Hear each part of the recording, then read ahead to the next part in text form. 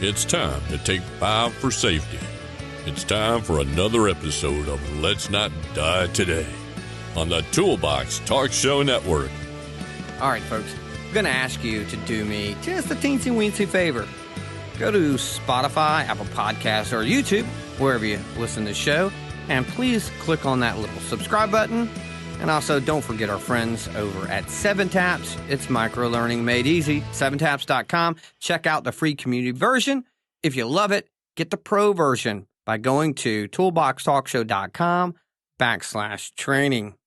Our topic today, eye protection. We use our eyes for nearly everything, which is why eye protection is so important. Let's ensure we take the proper precautions at work to keep your eyes safe. In this episode, we will discuss ways to protect your eyes when performing hazardous tasks at work. Let's start with definitions. According to OSHA 1910.133A1, the employer shall ensure that each affected employee uses appropriate eye or face protection when exposed to eye or face hazards from flying particles, molten metal, liquid chemicals, acids or caustic liquids, chemical gases or vapors, or potentially injurious light radiation. Or we could just say, eye protection is protective gear for the eyes and or face. Its purpose is to reduce the risk of injury. Types of threats to the eye can include impact from particles or debris, light or radiation, wind, heat, chemical splashes, or impact. Let's talk history. In 1868, Herman Cohen promoted the use of mica for safety lenses. Mica is a mineral name given to a group of minerals called silicate minerals, also known as sheet silicates because they form in distinct layers. Micas are fairly light and relatively soft, and the sheets and flakes of mica are flexible. In 1874, the U.S. Patent Office issued a patent for heat-treated safety glass. An eye protector patent was issued to P. Johnson in 1880. In 1890, Zeiss produced the first thermally toughened lamp housings and laboratory glassware. The Julius King Optical Company invented the first safety goggles in 1909. In 1953, polycarbonate, a transparent, virtually unbreakable plastic, was discovered by Dr. Herman Schnelby at Bayer's R&D laboratory. An official patent was granted on October 16, 1953. Polycarbonate is what most safety glasses are made from today. Let's talk statistics. According to the U.S. Bureau of Labor Statistics, eye injuries cost an estimated $300 million annually in lost productivity, medical treatment, and workers' compensation. Eye injuries make up nearly 45% of all head injuries that lead to missed workdays. Men aged 25 to 44 comprise 80% of all workplace eye injury victims. 40% of on-the-job eye injuries happen in manufacturing, construction, and mining. OSHA estimates that if all workers complied with eye protection requirements, it would save companies over $150 million annually.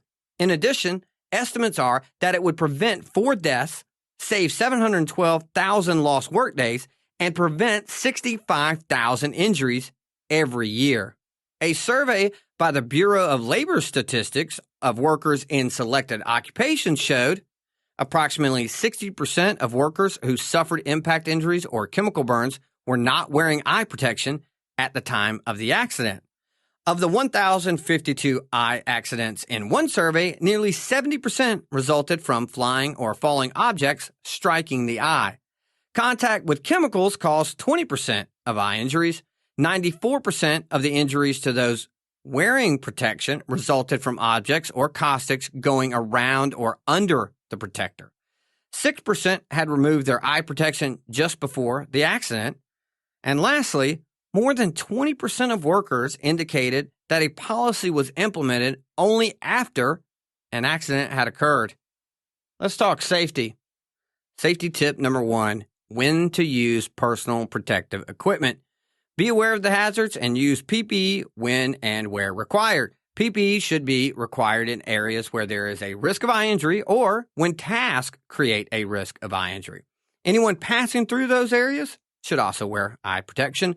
Operations that present eye hazards can include grinding, spraying, sanding, chiseling, woodworking, or other activity that could cause large fragments or small particles to fly into the eyes. Painting, spraying, sanding, metalworking, or spot welding, or any process that may cause dust, fumes, or tiny particles to become airborne where they can make contact with the eyes. Work tasks, such as electric welding and cutting with a torch or similar operations, when working around radiant energy that can blind, when handling chemicals such as acids and caustics. Safety tip number 2, the right eye protection. Select eye protection that is appropriate to the task. For example, safety glasses with side protection, side shields, if you work around particles, flying objects, or dust. Goggles and or face shields if you handle chemicals.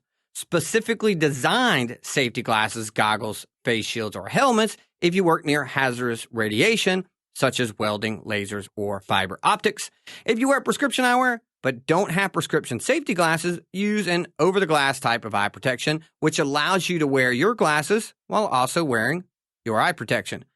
Safety tip number 3, PPE fit inspection and maintenance. People will sometimes remove or not wear eye protection if it does not fit correctly. Make sure your eye protection fits properly and is clean. If eye protection gets dirty and keeps you from seeing what you are doing, that is simply creating a new hazard. Keep your safety glasses clean and in good shape. Lenses will scratch, so store them in a case protector before putting them away. Finally, inspect your PPE and take it out of service if it is cracked or otherwise damaged. Safety tip number 4, eliminate the hazard if possible. Elimination of the hazard is always preferable. A good real-world example, I worked with a warehousing company that received products in a wooden crate. The crate was nailed together, so when it was opened, nails were left protruding, creating a laceration hazard. Employees started pulling the nails out just far enough to grind them off, creating an eye hazard. I worked with receiving, and we contacted the manufacturer, who agreed to use screws going forward.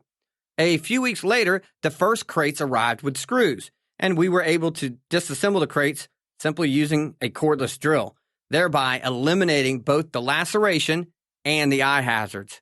Safety tip number 5, what to do in an emergency. Punctures, cuts, or foreign objects that penetrate the eye, seek medical attention immediately. Please do not attempt to remove objects yourself, as you could make it worse. Also, rubbing the eye could further embed objects or cause further irritation. Use an eye wash station if dust, other small particles, or chemicals enter your eyes. Flush the eye with fluid for 10 to 15 minutes. Keep the eye open for as long as possible, allowing the fluid to flush the eye thoroughly. Look all around while flushing the eye to remove any debris or chemicals trapped under the eyelids. Following these tips can save you from accidents, injuries, and even death. Thanks for listening to another episode of Let's Not Die Today. Please don't forget to subscribe on Apple Podcasts, Spotify, or YouTube. If you love what we do, please tell your employer about us. We love you too. See you next time.